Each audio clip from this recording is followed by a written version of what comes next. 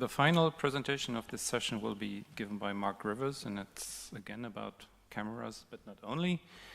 Mark is an executive director of the Center for Advanced Radiation Sources at the University of Chicago, which runs 7 beamlines at the Advanced Photon Source.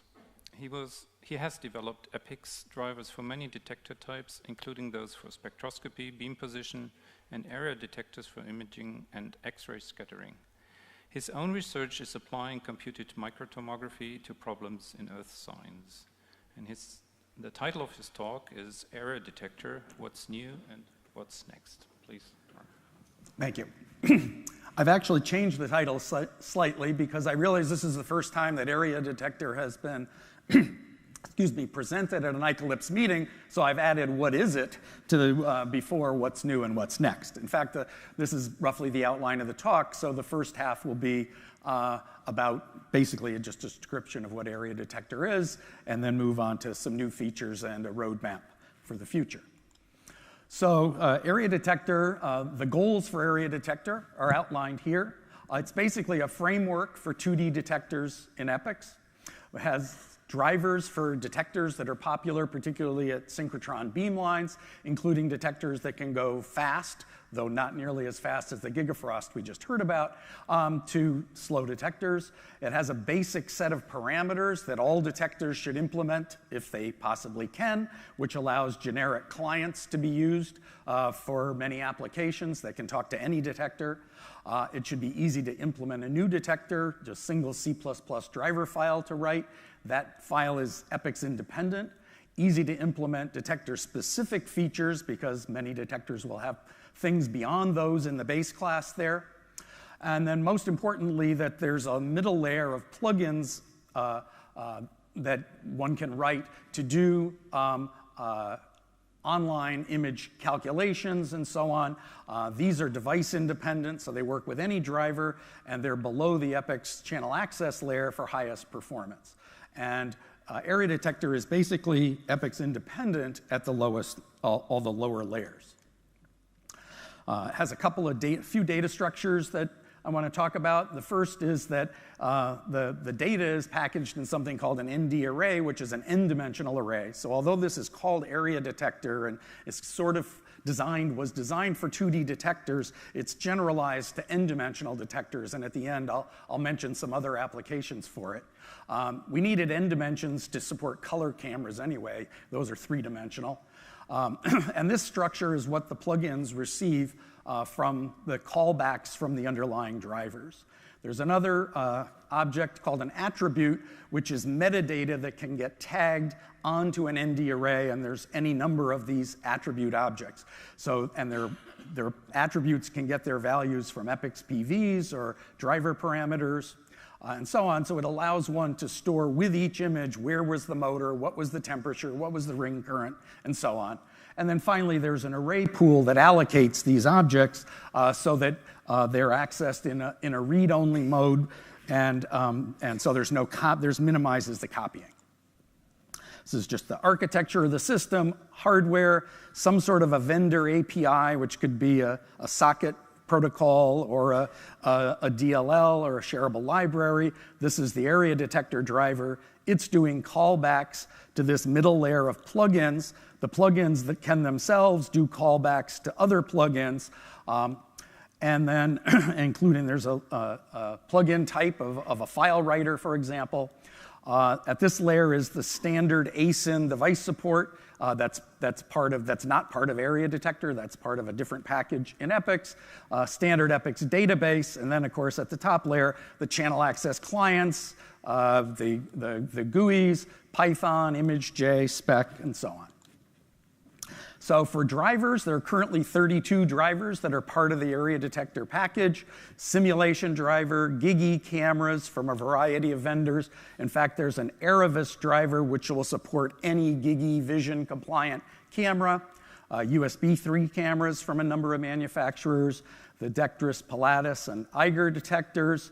Spectroscopy type detectors from Princeton Instruments, Photometrics, Andor. Flat panel detectors from Perkin-Elmer, and web cameras, Access video servers, and many, many more. Well, 32. different drivers. For plugins, they're designed to perform real-time processing of this ND array data, operating at a low level, not over channel access. And these plugins can execute in their own threads, or so they're not blocking the underlying driver, or they can execute in the callback thread from the driver or the previous plugin. If they're not blocking, then there's a queue. If they are blocking, there's no queuing, but it could potentially slow down the driver. Each plugin allows, turning it off and on, throttling the rate at which it runs, and then most importantly, dynamically changing where it gets its data. So plugins can be sources of these ND arrays as well as consumers, and this allows creating a processing pipeline that runs at very high speed, each in a different thread, and then, of course, using multiple cores on such machines.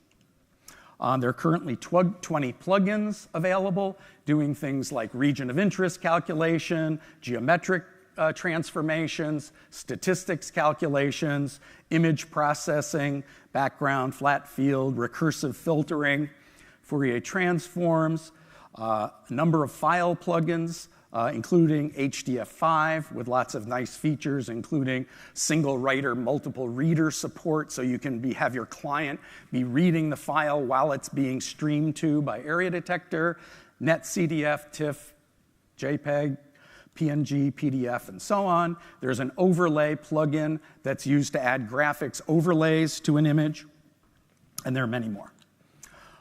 There are some viewers that are shipped with areaDetector for viewing these images. There's an FFmpeg server that allows displaying images, compressed images over the network in a web browser. There are a couple of plugins for ImageJ, which is a popular image analysis, image viewing program. So this one is using EPICS channel access to receive the images through EPICS waveform records. This one uses the new EPICS v4 pvAccess to receive images as more coherent data structures than is possible in channel access. This is an example here where I was using a laser pointer, as I am now, and capturing that laser pointer. The camera was looking at that laser pointer. The statistics plugin was calculating where the centroid of that was and driving the overlay plugin, this cross here, to track the laser pointer as it was moved. So now on to some of the new features. We've now added features for EPICS v4, or what is going to be called EPICS 7, to areaDetector. This is a plugin written by Bruno Martens that takes these ND arrays and exports them on the network as the new EPICS v4 normative type NT ND array, normative type ND array. And it has an embedded version 4 server that serves those PVs. It's very fast. This screen capture here, it's doing 3.2 gigabytes a second. And these arrays can be received by any EPICS v4 client. And there's a widget in the Control System Studio that can display these, the ImageJ plugin I just showed you, or you can include a v4 receiver in another IOC. This is the v4 receiver, which is called a pvAccess driver. So if the IOC with your camera is exporting these images, the plugins I've talked about all run within a single process. So you can use multiple cores, but you're not taking advantage of multiple machines or multiple processes. This is a receiver that if you instantiate one of these, you can do that on another computer and spread your plugin processing over multiple processes, multiple machines, not just multiple cores. And this we've demonstrated saturating 10 gigabit Ethernet links with this method. Another thing that's been added recently is previously each plugin, as I said, can run in its own thread and thus on its own core, but an individual plugin object was limited to running in one thread. So now we have the ability to have a thread pool for every plugin. So one specifies, when the system is initialized, the maximum number of threads that plugin is allowed to use, but the actual number of threads that it uses can be controlled by the user at runtime. So if the plugin is not able to keep up with the rate at which the detector is producing data, you can throw more threads at the problem. When you have multiple threads running in a plugin, there's the possibility that the arrays will be output in the wrong order because each thread is running at slightly different rates. And so there's now the optional ability to sort the output arrays by their unique ID to put them back in the correct order.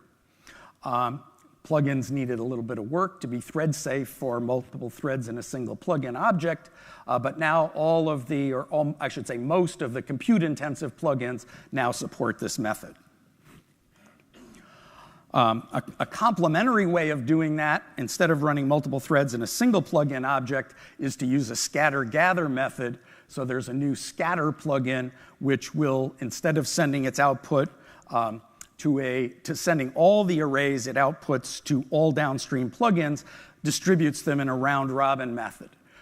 So this allows having multiple plugins that are running on an output stream, and they could all be running with different parameters, whereas the multiple threads in a single plugin, they would have to use the same parameters.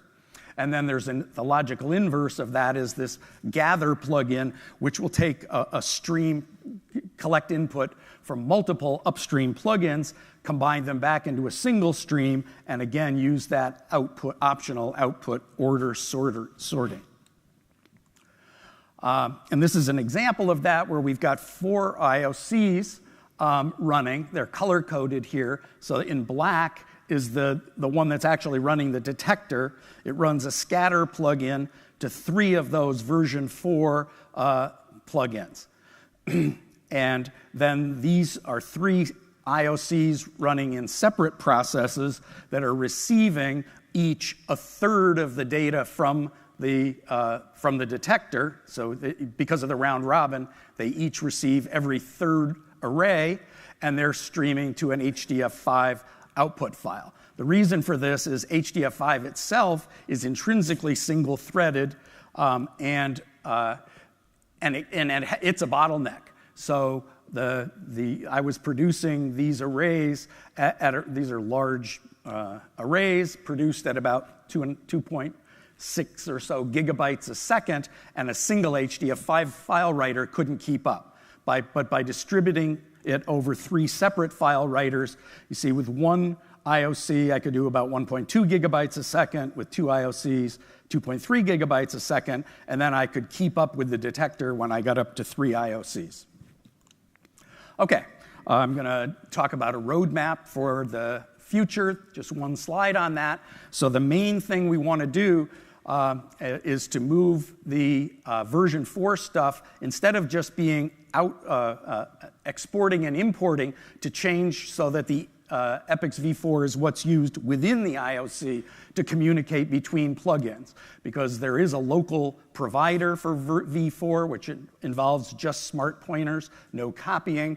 This would simplify things a lot, and would get rid of the need for this plugin, and version 4 clients could then look inside the processing stream anywhere along the path and see what's going on and get their data from anywhere, rather than sort of having to reconfigure an output plugin. And Bruno, again, has demonstrated this working in a prototype. So in conclusion, I think this is an architecture that works well. It's easily extended to new detector drivers, plugins, and clients. It's been widely adopted. It's in use at the APS, SLAC, NSLS2, Chess, Diamond, PSI, ESS, Australian Synchrotron, so on. There's nothing intrinsically two-dimensional about the base classes in this package. So as I said, they're n-dimensional, and it's been used to implement completely different types of drivers.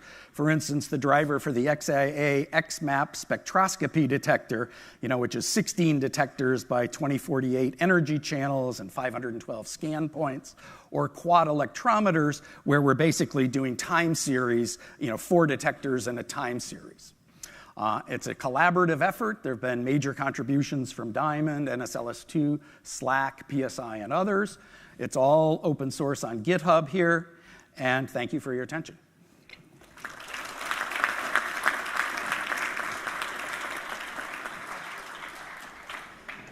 Thanks, Mark, for this overview. Are there any questions? Yeah, Jean-Michel.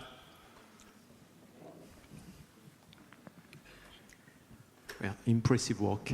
How linked it is with EPICS? You said at the beginning that it is independent from EPICS, but in the slides we see EPICS everywhere. Yeah. If I wanted to interface, to use your work with a Tango system, yep. How should I proceed? Okay, it is one way to approach that is to look at the unit tests that are on Git that are included in this. So there's a plugin tests directory, which for the unit testing on Travis, it instantiates drivers and plugins outside the context of an EPICS IOC. It depends on two things in EPICS. Something called libcom, which is basically an OSI layer down in EPICS base, which provides OS-independent threads, queuing, that kind of stuff. It's a logical equivalent of Boost, right?